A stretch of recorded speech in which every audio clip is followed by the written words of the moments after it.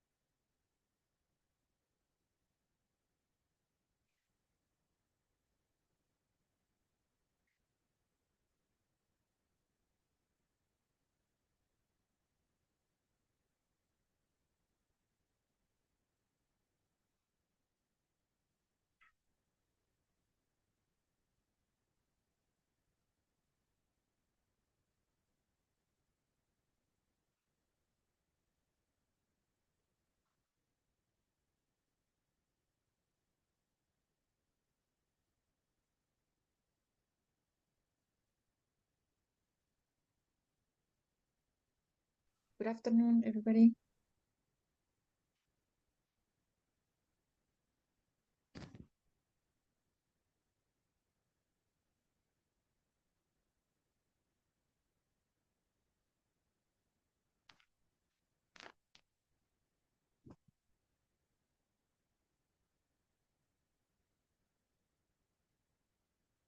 ¿Ya acabó el otro?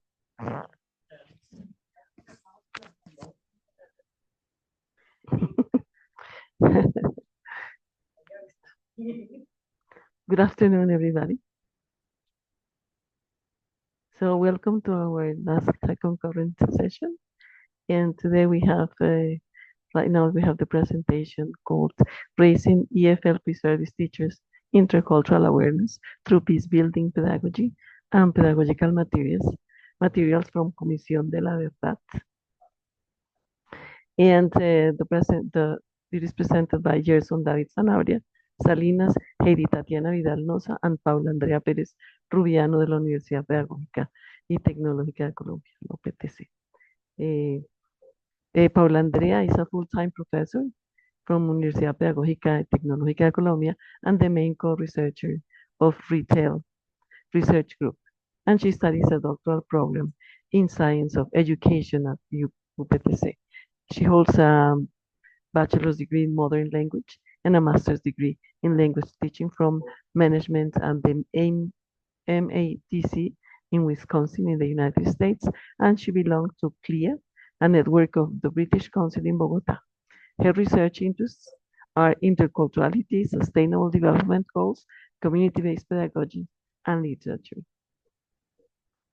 Gerson David Sanabria Salinas studies he's in his 9th semester in the bachelor's degree in modern languages with emphasis in English from Universidad Pedagógica y Tecnológica de Colombia, and he has been a member of the Retail Research Seedbed.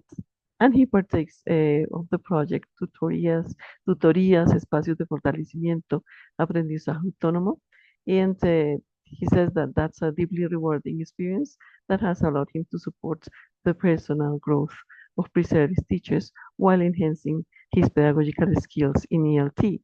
And he has participated in several local and national, international academic events and events dedicated to social justice. And his areas of interest include interculturality, sustainable development in education and social justice. And then Tatiana Vidal Noza, who is in 10th semester of the same program in modern languages. And she's from Yopal, from Casanare, and passionate about education as a transformative tool for academic and social development. Her main interests include the development of identity and EFL teacher and learning interculturality and social justice. And she's known for her warm and supportive nature, and she builds trusting relationships with students and tutees. As a disciplined and positively yes, and detail-oriented individual, she is committed to personal growth and contributing to positively to society with a strong focus on advocating for minority communities and fostering inclusive learning environments. So now you have 20 minutes for your presentation, and welcome. You may start.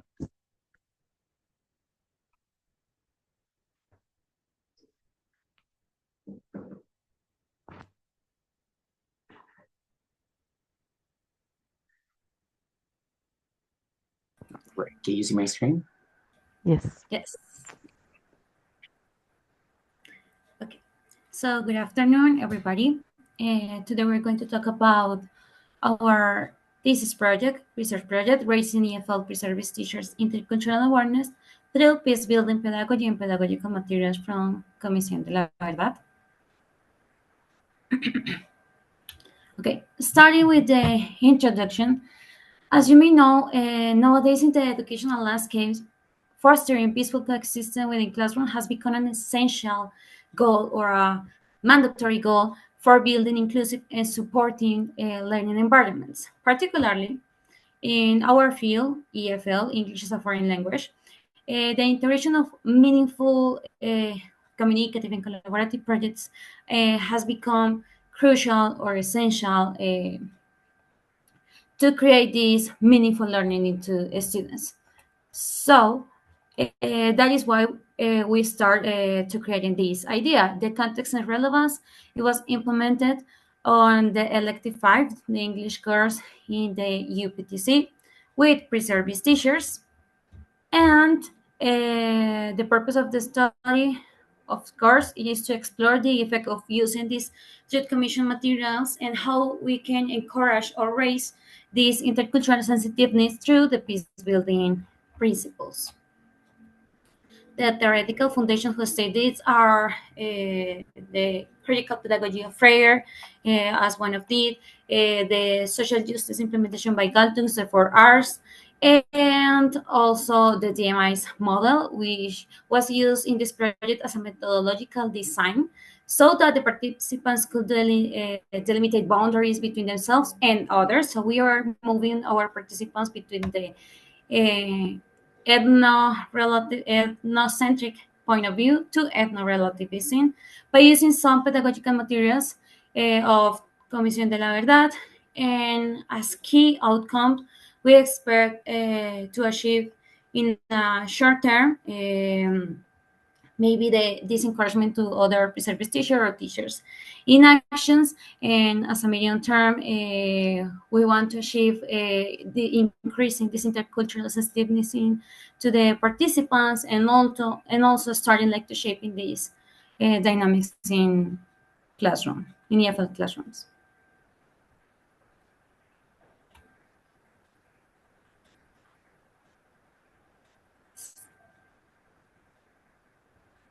Okay, in order to continue with the foundations or the grounds of the problem that we have identified in our teaching context at a public university in Boyacá, is that it is important to account or give accountance of the relevance of the Colombian armed conflict, because sometimes we perceive this is disregarded because of the lack of immersion that we go through, especially, for example, if we do not live in surrounded areas of direct armed conflict.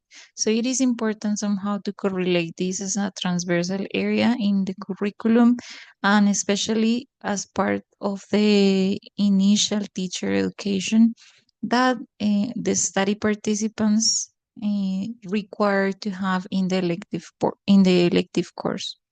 Secondly, we also identified as a need the relevance to take action, emphasizing on that educational perspective with the connection of other aspects such as materials and definitely the peace building construction.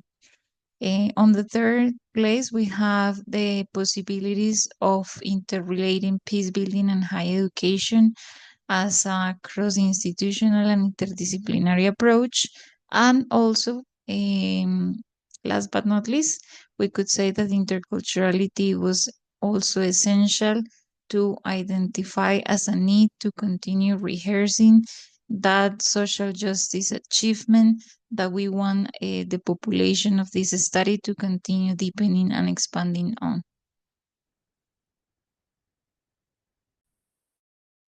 Okay, about the research question of our study, it was what does an implementation under the tenets of peace building pedagogy and the use of some truth commission materials reveal about raising EFL preservist teachers' intercultural awareness?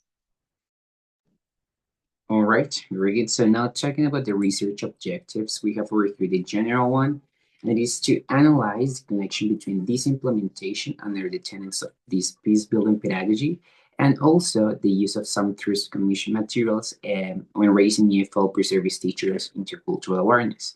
We have three specific objectives. The first one is to unveil a group of EFL preservist teachers' intercultural awareness development. Then we have to describe a little bit more the significance of integrating this peace-building pedagogy within the preservist teachers intercultural awareness development, and also to reveal the extent to which the intercultural input from a foreign language teacher assistant informs about intercultural awareness development.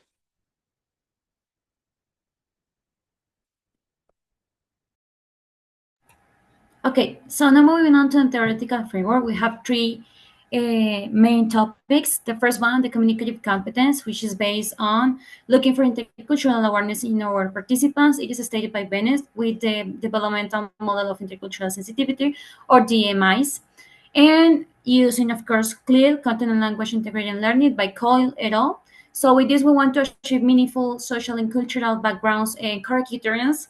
So we want to create this connection between the social justice and the learning of a foreign language. Continuing on with the second main topic, we have the peace building and pedagogy, extended by critical pedagogy by Freire and social justice education by Galtung. And also talking about how these societal structures are shaping learners' processes. So here we want to analyze the inequalities, the marginalization of some communities, and visibilize disparities. With what? Through the recognition, redistribution, representation, and reconciliation. And the final one, through commission materials in ELT. We stand for the using of different materials as a tool for meaningful understanding. So we want to create these critical perspectives and critical thinking in our participants using Comisión de la Verdad, and extended also by Carvajal Medina and Correa Usma. When the critical reflection becomes essential in English as a foreign language classrooms, and how understanding these stages of the Comisión de la Verdad, reconciliación, redistribución, reconocimiento y clarificación lead to guarantee this non-repetition process. Okay, now talking a little bit more about the review of the literature, we have over here first that in the first, on the one hand, we have that Chauchet to 2016 promotes the intercultural competence through reflective cultural comparisons in language education. On the other hand, we have Lion Gomez in the national level who highlight the need for communicative, culturally rich teaching in Colombia to foster these critical and empathetic preservist teachers. And finally, in a local context, we have Ramos Olguin that shows how local workshops help future teachers to connect educational context with sociocultural realities. All right, so moving on over here with the peace building pedagogy, we have Aristizabal, who promotes this critical reflection and alternative narratives in ELT to address Colombia's armed conflict. In a national context, we have Ortega 2019, which shows that this peace and justice topics in EFL foster engagement and in some way peaceful coexistence. And finally, in the local context, we have Triminio and Skita, who emphasize that integrating, let's say, gender, intersectionality, and diversity to create inclusive and transformative education is vital nowadays.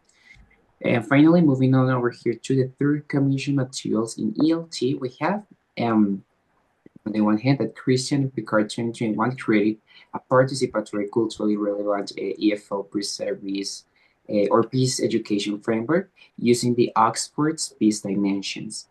And Aldana showed that the memory artifacts that are also a tool that help displaced children process trauma and build resilience in language classes. And finally, in a local context, we also have that Bernard Pinson found that authentic intercultural task enhance students' cultural awareness and critical thinking in EFL. Okay, so continue with the research methodology. First one, the methodology, the approach is qualitative as we were analyzing perspectives and points of view. The paradigm constructivism as it was student-centered. The type of research is participatory action research as they are participating into the whole process. Context, elective 5, workshop on language, content, and culture, which is based on intercultural models revision, CLIL, and discussion about education, the program, the bachelor degree in modern languages of the public university in Boyacá. The participants, 12 pre-service teachers, one English teacher assistant as a facilitator, a non-native assistant. And as data collection, we have the instruments and the technique, the instruments, direct observation, participants, artifacts, and elicitation is a and as techniques, we extend that, field notes, video, audio recording, and semi-structured interviews. All right, so over here we have the pedagogical intervention. At first, over here we have that the Bennett's intercultural sensitivity stages are, is in this case the developmental framework. We base this pedagogical intervention on the peace-building pedagogy principles and the pedagogical materials from the Truth Commissions. And over here we have a relationship that we created with the categories related to the 4 R's from Galton's. And finally, the methodology that we used was content language integrated learning. So over here in this chart, we have a little bit, we have the connection that we created within this instructional design. So first, we have over here the Bennett's intercultural sensitivity stages. We create this relationship between the peace-building pedagogy principles, the Galton's effort framework, and the thematic based on the Truth Commission materials. So in total, we had 6 workshops, and these workshops were divided into this methodology.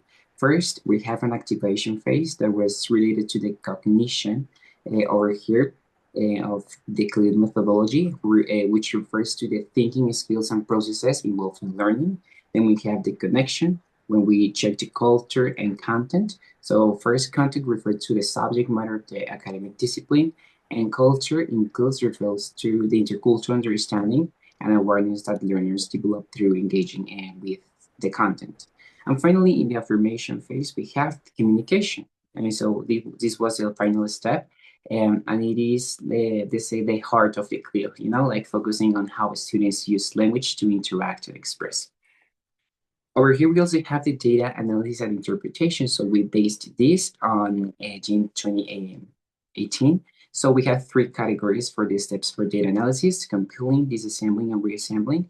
This first one, this first process of compiling involves organizing and sorting the field notes gathered from the fieldwork and other data collection methods used in the research process. And disassembling refers to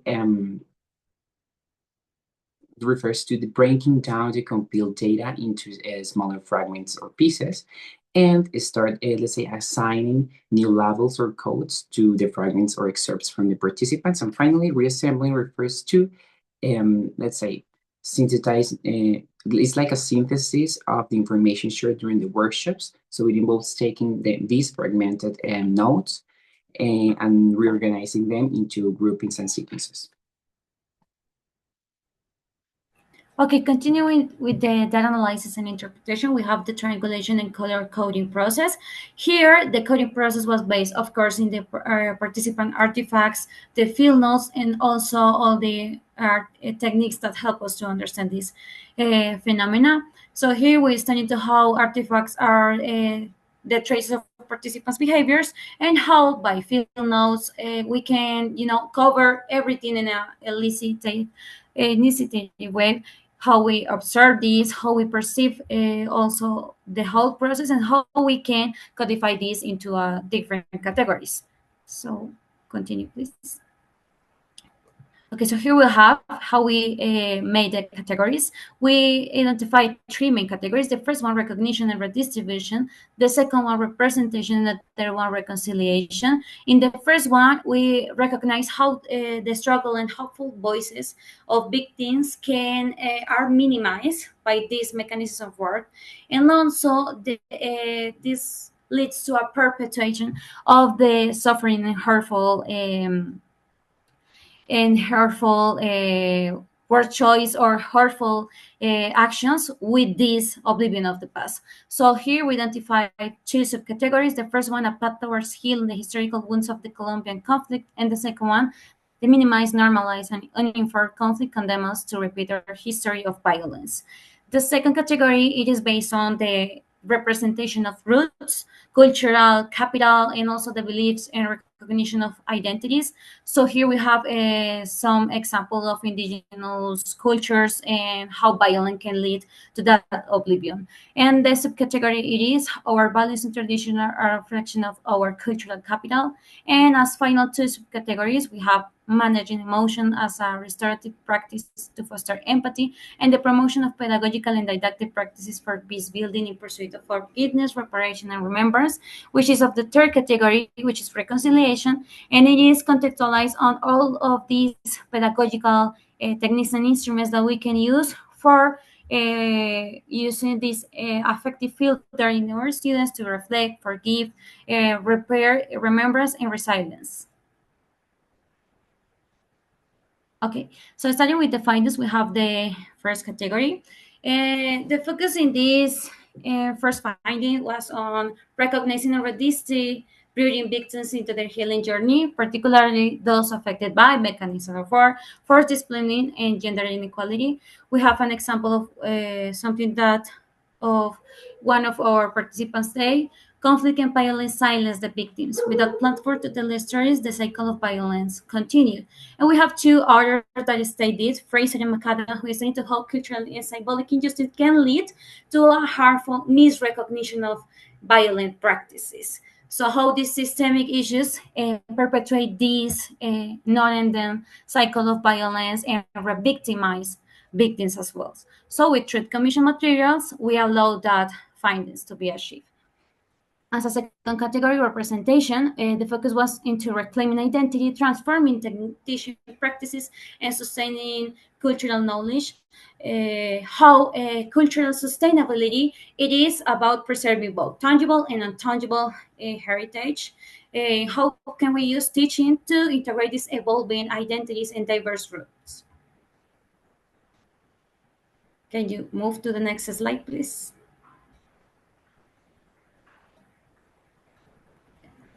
Okay. So. Okay, very good. So I don't know if you, Professor Paula, want to say something else about this. Yes, additionally, it is important to acknowledge the importance of those cultural roots and the ancestral pedagogies that emerge as an important reflection of this second category. For example, we include here el sistema educativo indígena propio because it is relevant to get to know and how to acknowledge the importance that this could have also in discussions in our contexts. All right, and finally, we have the third category.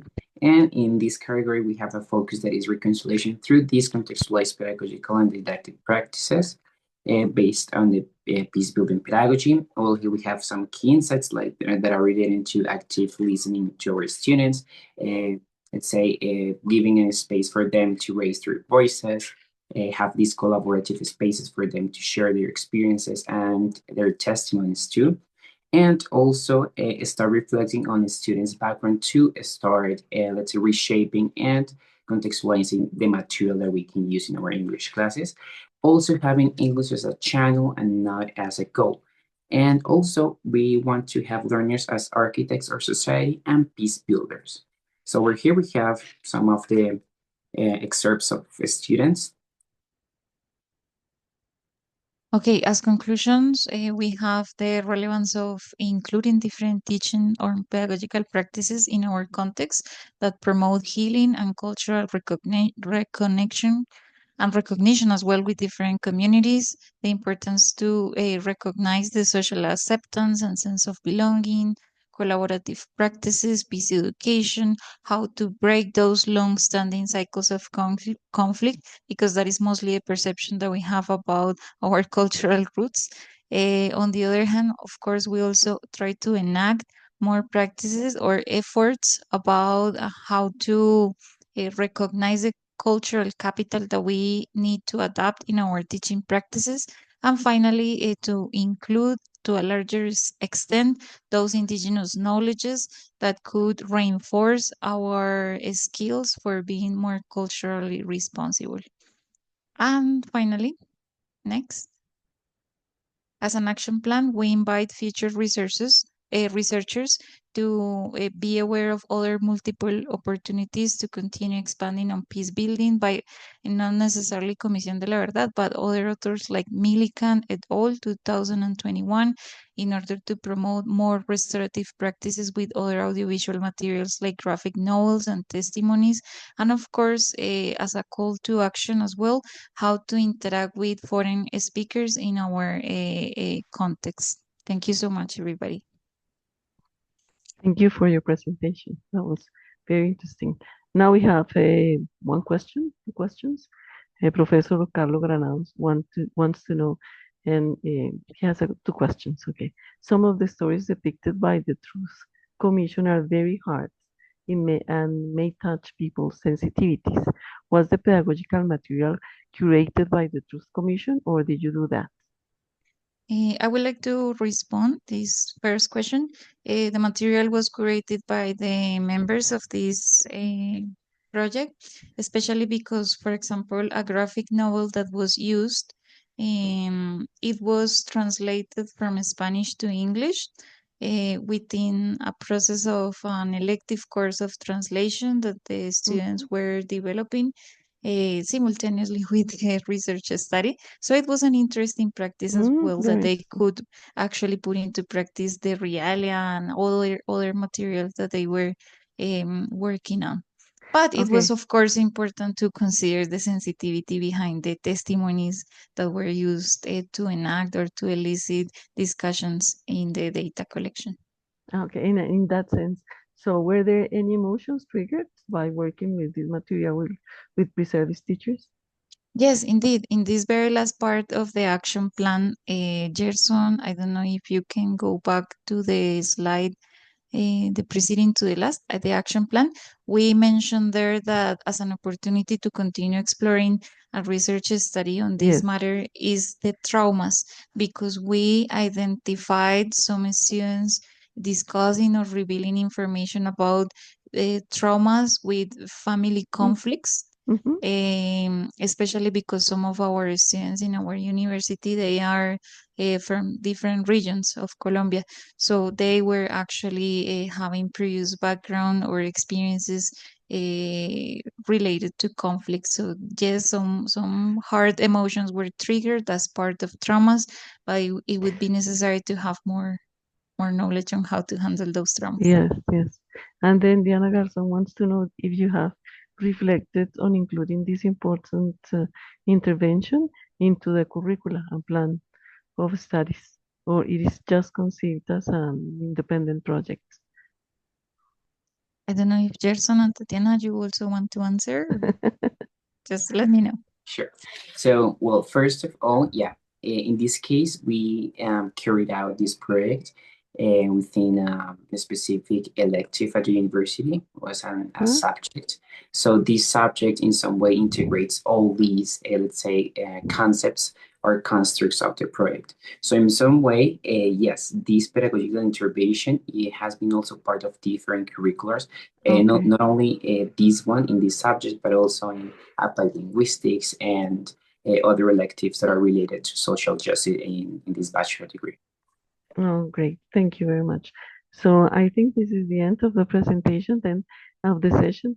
And thank you very much for giving us your insights on this very interesting topic. And we invite you to go back to the YouTube channel for the closing of the event. And thank you very much. Okay. Bye-bye. Thank you so much, everybody. Goodbye. Thank you so much.